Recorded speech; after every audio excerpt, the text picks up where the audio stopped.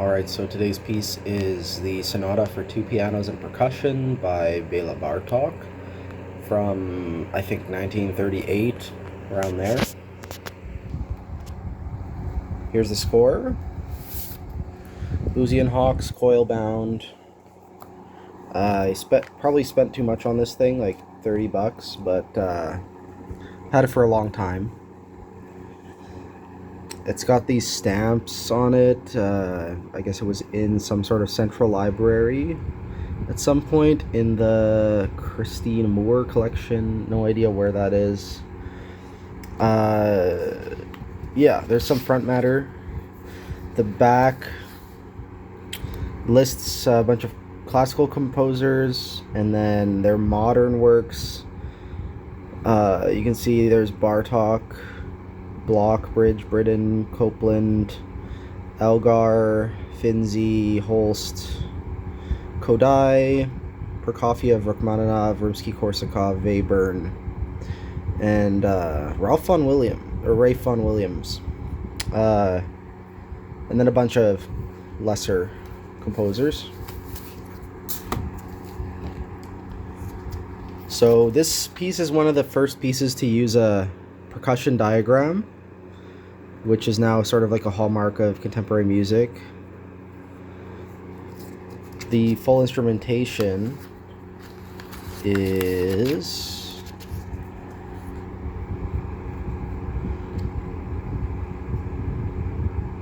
three timpani, xylophone, side drum, well, two different side drums, cymbals, suspended cymbal, bass drum, triangle, tam-tam. So almost all unpitched except for the timpani. Apparently it exists in two versions, so this one and the version for two pianos plus orchestra. So there's some differences in the piano parts in the orchestral version.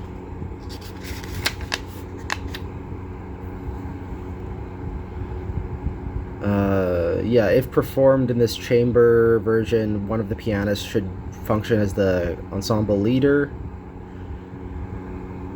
The orchestra version is 2222-4230 celesta, and I guess the same percussion list and strings. Second flute doubling on piccolo, second oboe doubling on English horn, and second bassoon doubling on contra.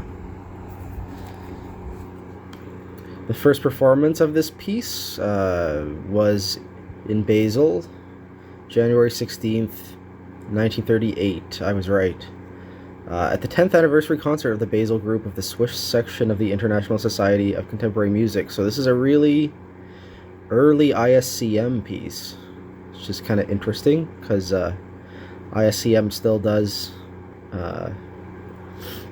like not just concerts but festivals now. I think ISCM just wrapped up for 2026. Yeah, so the other composers on, I guess the first performance, Bela was one of the pianists, and the other piano was played by Dita Pastori. The two percussionists were Fritz Scheisser and Philipp Ruhlig. So that's something I always forget, is that Bartók was a very capable pianist as well, and pretty accomplished as a performer.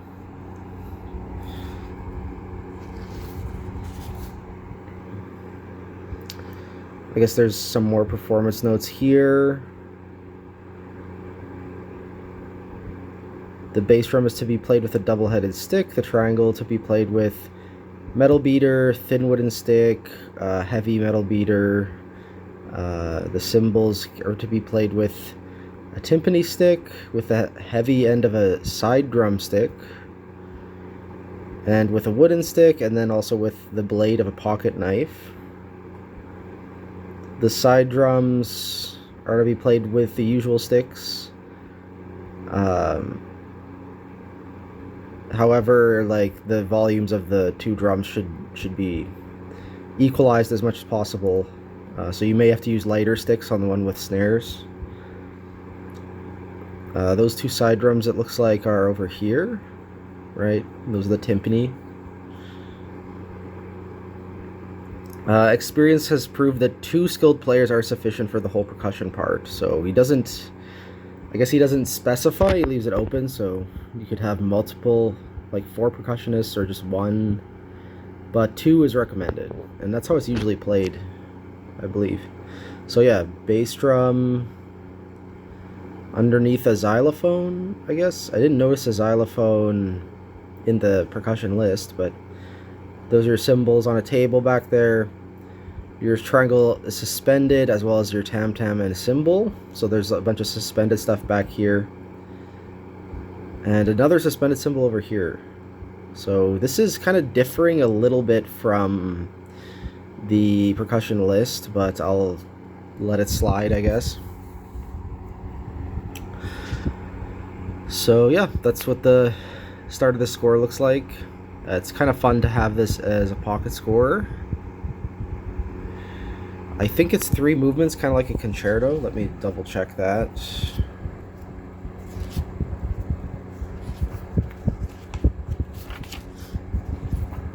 Or no, it's probably more like a sonata. Maybe it's a 4 movement thing. No, it is 3 movements. You can see the first movement takes up almost half of the score. And the third movement's quite beefy as well, with this thin little second movement in the middle. So yeah, I guess let's listen to this. I think it's like not quite Bartók's mature style, so there might be some kind of cheesy tonal things in it, maybe towards the end. But yeah, really interesting instrumentation that influenced a lot of contemporary music going forward. So link in the video description. I highly encourage you to listen to this, even if you've heard it before. It's really a special piece. So yeah. Okay, so I really enjoyed listening to this one with the score. It was a real pleasure to have a physical score in front of me and just to flip through it and listen. I think I've heard this one live, actually. Now that I think of it, I remember, yeah, hearing it for the first time live, and it is really choreographed. Like, it's a really exciting uh, bit of percussion writing. Although I think the whole sort of attitude of it is still very orchestral. It's not like the way you would see percussion used in new music nowadays. But uh, yeah, I remember thinking that the last movement was a bit cheesy because it was so tonal and major. But actually, on this listen, I was thinking, you know what, this reminds me a lot of Benjamin Britten, and it made me think about how much Britten kind of ripped off Bartók, and how Bartók is kind of the goat when it comes to contemporary music in the first half of the 20th century. Second movement's my favorite, I have to say. I really love that night music stuff.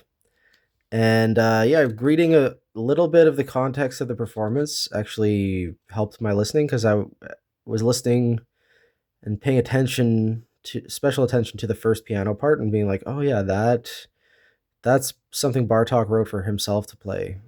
So when there was, for example, like the piano 1 solo in the second movement, and then the introduction of the quintuplet motive in the first piano also in the second movement, it's like, oh yeah, this is like really written for himself to be enjoyed with other people.